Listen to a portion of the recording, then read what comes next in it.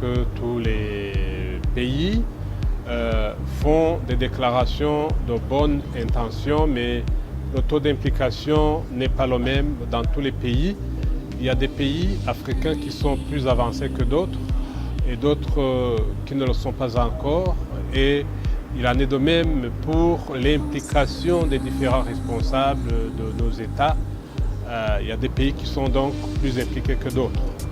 Mais mon point de vue, c'est que les technologies de l'information et de la communication, comme les routes physiques traditionnelles, sont là pour servir le développement.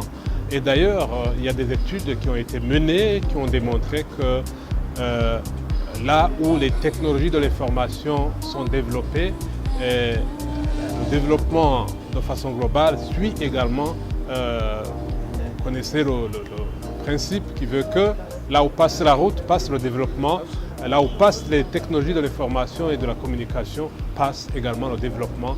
Moi, je considère que ces autoroutes virtuelles ont la même importance que les autoroutes traditionnelles physiques que nous connaissons.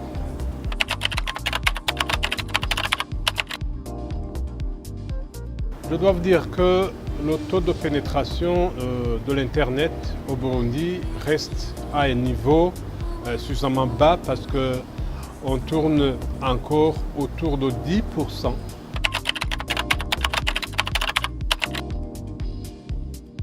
Jusqu'à présent, au Burundi, nous avons déjà déployé la dorsale nationale qui dessert toutes les provinces du pays. Mais on a constaté qu'il fallait d'autres projets pour que justement cette dorsale soit profitable pour les gens qui voudraient se servir, avoir une connexion. Alors, la deuxième étape aujourd'hui, c'est de déployer des réseaux métropolitains que nous appelons MAN en anglais, Metropolitan Area Network. Nous sommes en train de déployer ce genre d'infrastructure pour qu'une plus grande partie de la population puisse y accéder. Mais à côté de ce projet-là, il y a d'autres projets moins importants que nous sommes en train de mettre en œuvre. D'autres sont en cours de négociation. C'est notamment le projet en rapport avec le déploiement du Wi-Fi public dans les centres urbains. Il y a des projets qui sont en cours de réalisation. On n'a pas encore fait un grand pas, mais nous sommes confiants que d'ici une année, 2 ans, on aura accru le taux de pénétration de l'Internet jusqu'à 50%. Et autre défi, c'est le défi en rapport avec le courant électrique, parce qu'en dehors des zones urbaines, il est parfois difficile pour la population d'accéder pleinement aux technologies de l'information et de la communication parce que le courant électrique n'est pas encore assez déployé. Mais à cette question-là, il y a des solutions qui sont déjà pensées, notamment le recours à l'énergie solaire. Et nous avons des projets donc, qui sont orientés dans ce sens pour dire que nous avons de l'espoir qu'on pourra relever ce défi. Autre chose, les technologies de l'information dans le développement de ce secteur, nous avons initié des projets qui ciblent spécialement la jeunesse. Nous avons un projet qu'on appelle Club TIC. Et nous installons, des clubs TIC, que nous créons des clubs dans les écoles secondaires, spécialement les écoles à internat et d'autres qui n'ont pas d'internat, pour que justement nous puissions aider les jeunes Burundais à grandir dans cet environnement des technologies de l'information et de la communication, parce que se sont déjà avérés un passage exigé pour tout épanouissement d'un individu. D'autres projets encore dans ce sens, il y a le projet en rapport avec la création des télécentres communautaires polyvalents que nous installons dans les centres urbains, dans de petits centres à l'intérieur du pays, pour qu'une plus grande partie de la population puisse y accéder. Voilà, c'est là juste quelques projets que nous sommes en train d'initier pour que nous puissions relever le taux de pénétration de l'Internet.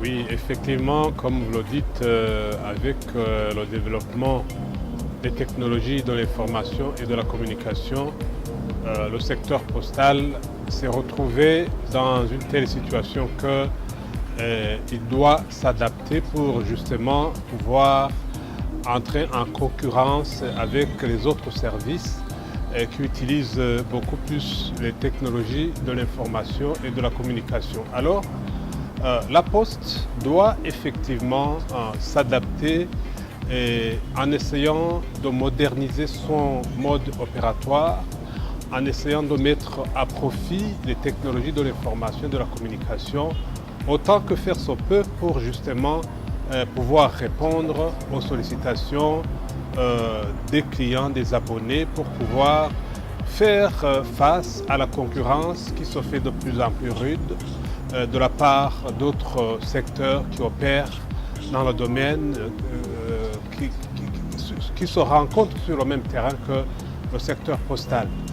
Alors pour que la Poste puisse se développer, puisse faire face à cette nouvelle situation, elle doit tout faire pour justement essayer de moderniser ses services en ayant spécialement recours aux technologies de l'information et de la communication, spécialement en ce qui concerne le transfert d'argent. Vous savez que l'activité traditionnelle de la Poste était essentiellement le transfert du courrier, mais aujourd'hui, la Poste doit développer de nouveaux produits, notamment le transfert d'argent, comme je le disais, et bien d'autres produits qui peuvent être rendus disponibles, des services qui peuvent être rendus disponibles à travers justement les technologies de l'information et de la communication qui gagnent du terrain aujourd'hui et qui influencent la vie, si bien qu'aujourd'hui, on ne saurait pas se tromper de dire que les TIC rythment la vie de façon générale, et dans le secteur postal, c'est la même chose. Les TIC rythment également les activités postales.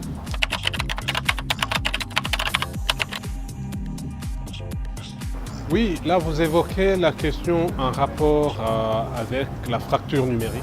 Effectivement, la fracture numérique au Burundi comme dans d'autres pays constitue un véritable défi parce que aujourd'hui les milieux ruraux ne sont pas encore assez desservis et nous y travaillons également, notamment ce que je disais tantôt, c'est en essayant de déployer des services dans d'autres petits centres à l'intérieur du pays, dans les provinces, des centres éloignés, de grands centres urbains.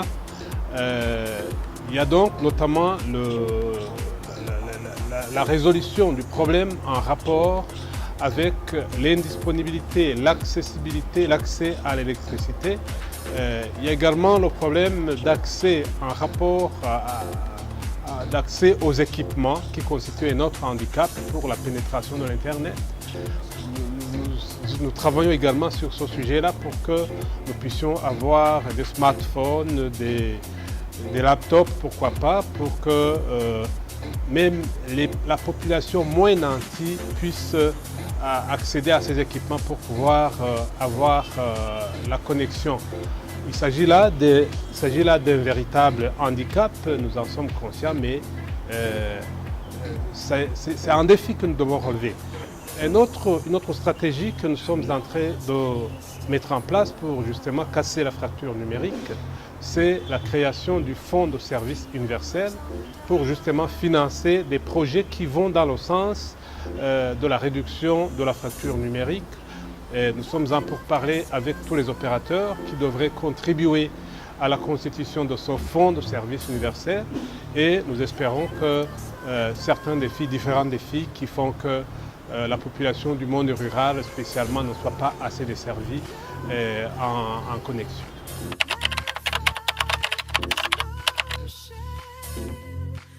En termes absolus, en termes de services rendus à la population, ces opérateurs, nous considérons qu'ils apportent quelque chose de plus pour aider les gens à avoir une plus grande connexion.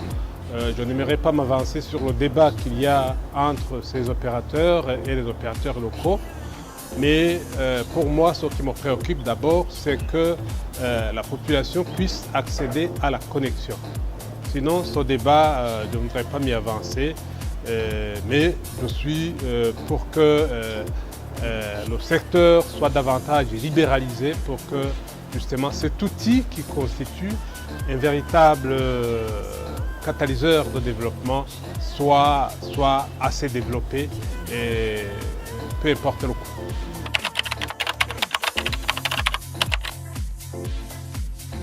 La stratégie, c'est que les États membres des différents sous-ensembles se mettent d'accord.